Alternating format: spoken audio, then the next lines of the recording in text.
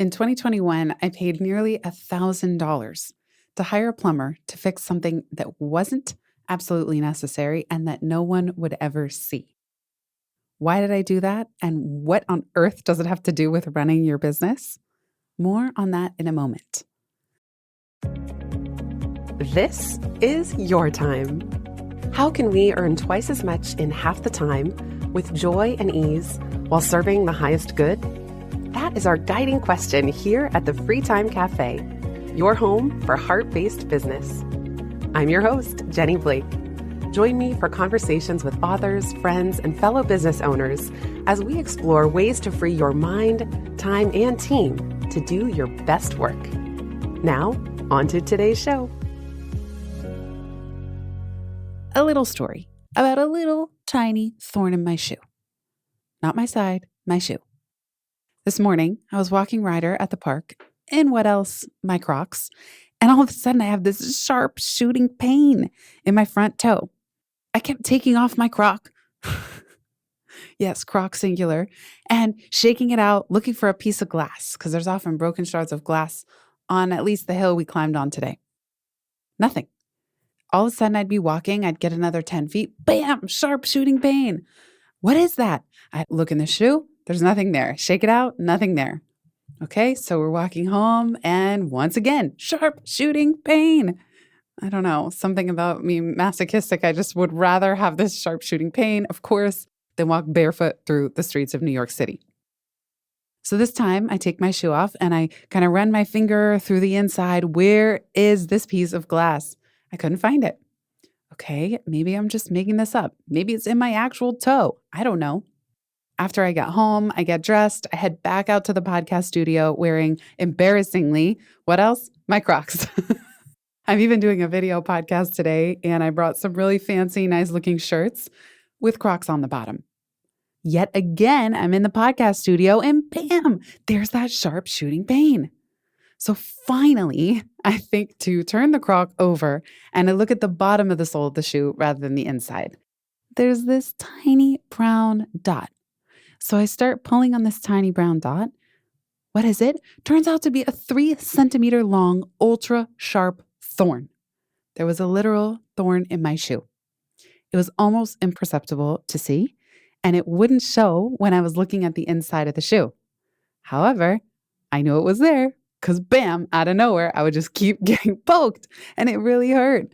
But if I wasn't putting pressure on the shoes, it seemed invisible. I didn't even have this story in mind or my story pocket when I was planning this episode. But I love a good serendipity story, and it just seemed like perfect timing and the perfect metaphor to tie into today's topic. Being proud of all the small fixes that you've made in your business, even the ones that nobody can see. So let's get back to my handyman story. There was a time where our sink was not draining. We don't have garbage disposal. It's New York City. We're just abundantly lucky to even have a dishwasher, which I did not have for the first 7 years of living in the city. And while the plumber is there snaking the kitchen sink, that was a little under $500. And this is a plumber that we really like. They're really honest, above board. They always do a great job. And they said to us, listen, your kitchen sink pipes are a mess. When I looked, and of course, who's not going to try to upsell some kind of fix? I mean, I would too. But to be fair, the building that we live in was first built in 1886. Who knows when these kitchen pipes were put in? To be honest, he was right. When I looked under the hood, aka under the sink, I saw this hodgepodge of dirty pipes. They're kind of arranged in their own maze. They didn't even look like they were from the same era. Maybe it was 3 different sets of pipes and different fixes that had put in over the years. And I just decided he didn't try to push it. He said, think about it. But if you ever want to fix the pipes under the sink, we can definitely get the obstructions gone and the pipes and the drainage to flow much more smoothly. So I thought about it. And a couple weeks later, I actually invited them back to fix the pipes. Even though nobody would see them, even though the drain was now fixed, there was something about what he said where I thought, let's just do this so that we have more flow in the future. Now, of course, my business was at more of a place where I was willing to spend $1,000 in my personal life to fix pipes that nobody would ever see. Now, that's not always going to be the case, but at this moment in time, It was. And I decided, why not buy some new fancy faucet for above the sink at the same time? So, me being the CTO of the house, as my husband calls me, I got one where you just wave your hand in front of it. If your hands are dirty, you don't even have to touch the handle of the sink faucet. And boom, water will flow. You wave your hand again, and just like magic, the water will stop. When I looked under the sink again to see what the new pipes looked like, you can't even imagine. I was over the moon. Something about my love of order from chaos and creating smoother, smarter systems. It was so cool to see it made manifest in something that I had no expertise in. But all of a sudden, we have this gorgeous gold chrome pipe. The pipes were much bigger, so they could allow much more water to flow through. And the whole design of the pipe structure was completely simplified. I'll even put a before and after picture linked in the show notes if you care to check out this random detail of my house and my life. But truly, I figured no one would ever see it, although now maybe you will. The point is that I did fork over some money to make this happen, and I feel so proud. And in that moment, I thought, what are all the things that we do in our homes, in our businesses, in our life that we do invest time and resources into to fix that nobody will ever celebrate? It's not a big launch. I didn't write a book. I didn't launch a podcast in that moment. I fixed something that nobody would see. And I want to acknowledge you today for all the tiny fixes in your business that no one will ever see, but that you know are there. Charles Eames, the renowned American furniture designer and architect, said, "The details are not the details, they make the design." And he also said, "Innovate as a last resort. More horrors are done in the name of innovation than any other." Now, you may be familiar with his Eames lounge chair and ottoman. It's this famous piece of furniture that will run you up to about $8K, not including taxes. But I just love these bits of advice. The details are not the details, they make the design. And innovate as the last resort. More horrors are done in the name of innovation than any other. That's why these small fixes matter, because there is a lot to be said for the details. And sometimes when you're not landing a lot of new business or you're not launching some big new thing, there are these small things that you can celebrate, and you don't need to always go for the big, massive innovation. Sometimes it's the small things that add up over time that end up transforming your business the most. Something that my brother often says when we're talking about business, he's running his own real estate company, and they invest in properties. But sometimes that can be feast or famine because they'll go a long time without finding a good deal, or the process of making that deal happen can even be hit or miss, especially in markets as choppy as the ones we've had recently. So he always asks himself and his team, are we getting 1% better every day? Even short of a big deal happening, even if a big deal falls through, he and his team stay focused on, are we getting 1% better every day? This is something that James Clear writes about in his mega best-selling book, Atomic Habits. He cites the coach who came in to the British cycling team in 2003, Dave Brailsford. He was the new performance director. Brailsford said, "The principle came from the idea that if you broke down everything that you could think of that goes into riding a bike and then improve it by 1%, you'll get a significant increase when you put them all together." So that's the analogy, that's the parallel that James Clear is making toward incremental compound interest of self-improvement. Clear says, the same way that money multiplies through compound interest, the effects of your habits multiply as you repeat them. They seem to make little difference on any given day, and yet the impact they deliver over the months and years can be enormous. It's only when looking back 2, 5, or perhaps 10 years later that the value of good habits and the cost of bad ones becomes strikingly apparent. I also love the analogy that James Clear weaves in about the ice cube. And this gives me hope when I'm feeling down or I feel like I'm not making progress. He says, imagine that you have an ice cube sitting on the table in front of you. The room is cold and you can see your breath. It is currently 25 degrees. Ever so slowly, the room begins to heat up. 26 degrees, 27, 28. The ice cube is still sitting on the table in front of you. 29 degrees, 30, 31. Still, nothing has happened. Then, 32 degrees. The ice begins to melt. a 1-degree shift, seemingly no different from the temperature increases before it, has unlocked a huge change. Breakthrough moments are often the result of many previous actions, which build up the potential required to unleash a major change. I just love that. So consider all these tiny improvements that you're making in your business part of that incremental change. We are the room. We can turn up the temperature little by little by little. And our business, our beautiful business, or whatever creative projects you're working on, are like that ice cube. Sometimes nobody can see the progress, including you, but that doesn't mean it isn't happening.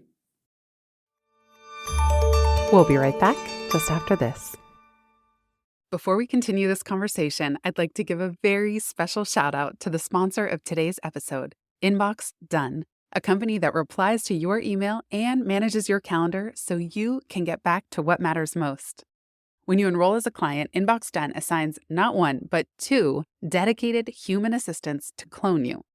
Now, this isn't AI we're talking about. These are 2 highly trained, highly vetted email management specialists who will custom build and operate a system to filter, reply to, and follow up on your emails with a goal of helping you reach Inbox Zero every day. Inbox Done hires native English speakers, primarily based in North America, and pay a fair wage. Now, having 2 assistants is important for redundancy because that means if one is out sick or they happen to leave, you're not up a creek having to start over from scratch. Part of managing email also includes tangential activities like social media replies, following up with leads so that you don't miss out on opportunities, and even other EA-related tasks that tend to come through email, like research, travel booking, planning events, and more. Just consider, how many hours did you already spend on email today? How many hours have you already spent on email this week? What would happen if it was someone else's job to reply to those emails for you? If you're a longtime listener, you know that email is one of my greatest sources of micro stress and micro guilt. Delegating email is often one of the most challenging parts of the business to outsource because it is so complex and varied, and because having a warm personal touch is important to us heart-based business owners. Thankfully, the Inbox Done team is here to help. They're offering a strategy session for free timers with one of their specialists to see if delegating email to their team could work for you. Visit inboxdone.com/freetime to book your discovery call today. That's inboxdone.com/freetime. I can't wait to hear what you do with your newfound free time. Now, back to today's show.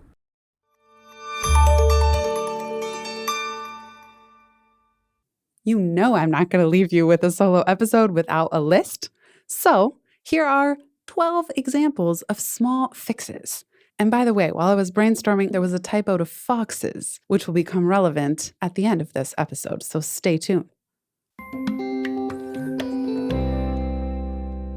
Number 1, maybe you create a new Notion database for your clients or a stream of income, or even a delightful new automation adding people to that database when they purchase one of your products. Number 2, finally delegating something you've had on your plate for far too long. It could even be delegating to software, like setting up a special Calendly link for prospective clients. Number 3, you actually block off 1 day a week and stick to it without letting any new meetings creep back in. Number 4, maybe you say no to a client for the first time, perhaps someone who's unknowingly blowing past newly established boundaries.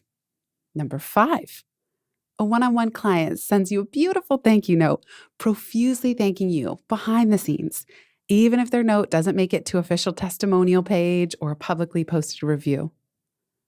Number 6, hitting publish on something edgy where you almost didn't post at all.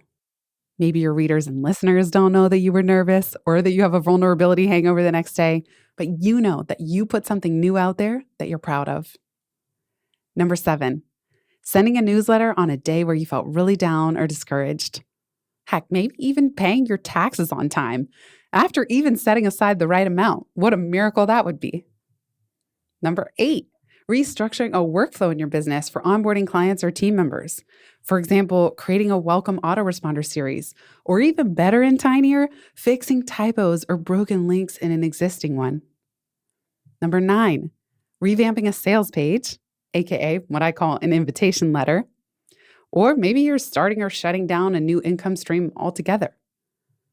Number 10, updating your invoicing and contract terms. Maybe you add in a 20% late fee for invoices that are past 30 days of the due date. And then you actually send an updated invoice with the increased amount for a client who is paying you absurdly late. As my friend Joey Coleman says, I am not a bank and I am not interested in becoming one. I really want to have him on the podcast to talk about that exact mantra. So subscribe if you're not already. Number 11, learning a new software service despite your initial frustration or overwhelm. Sticking with it until you actually get over that first part of the learning curve. Finally, number 12, staying in business at all through thick and thin. This episode happens to go live the week of my 12-year biziversary, and I really want to thank you all for being here. Just staying in the game is something to be proud of.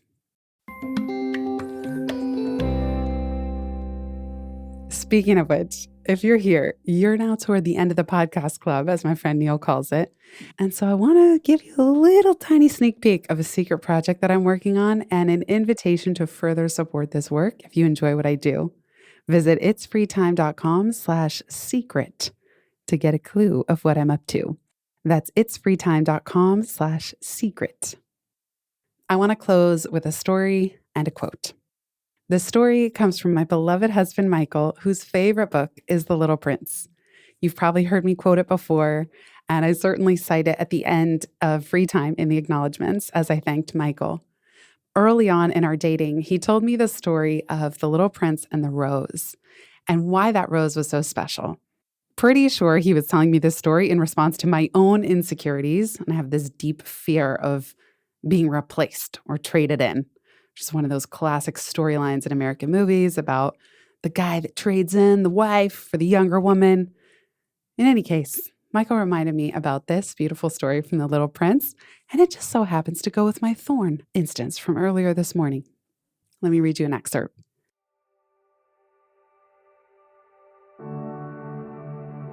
The little prince went away to look again at the roses. "You are not at all like my rose," he said. "As yet you are nothing. No one has tamed you, and you have tamed no one. You are like my fox when I first knew him. He was only a fox like 100,000 other foxes. But I have made him my friend, and now he is unique in all the world." And the roses were very much embarrassed. "You are beautiful, but you are empty," he went on. "One could not die for you. To be sure, an ordinary passerby would think that my rose looked just like you, the rose that belongs to me. But in herself alone, she is more important than all the hundreds of you other roses, because it is she that I have watered, because it is she that I have put under the glass globe, because it is she that I have sheltered behind the screen, because it is for her that I have killed the caterpillars, except for the 2 or 3 that we saved to become butterflies, because it is she that I have listened to when she grumbled or boasted, or even sometimes when she said nothing, because she is my rose." And he went back to meet the fox. "Goodbye," he said. "Goodbye," said the fox. "And now here is my secret, a very simple secret. It is only with the heart that one can see rightly. What is essential is invisible to the eye." The fox continued, "It is the time you have wasted for your rose that makes your rose so important." And so, free timers, my dearest listeners, I want to say to you, it is the time you have spent, invested, and even wasted on your beautiful, brilliant business that makes it special, that makes it your business, that makes it your calling and your life's work. I'll close this out with another quote from Charles Eames, who said, "Art resides in the quality of doing. Process is not magic." You hereby have permission to celebrate, even as you sweat, the small stuff. And I want to encourage you to make a list of 10 tiny improvements that you have already made to your business this year that nobody would be able to see from the outside. Thank you so much for being here listening. Have a beautiful rest of your day. If you've listened this far, you get a gold star. Thank you. Word of mouth is the most joyful way we can grow this show, and it helps us land interviews with the luminaries and insightful guests that you would most love to hear from. Please send this episode to a friend who might find it helpful. And for show notes and related links from this episode, visit itsfreetime.com. While you're there, make sure you're subscribed to the Time Well Spent newsletter. You'll get instant access to my tech toolkit, a continually updated list of all the software I use, along with the total monthly spend to run my business, where no one works full-time, even me. Visit itsfreetime.com/join. Remember, you are running the show. It's time for radical reimagining, and everything is up for grabs.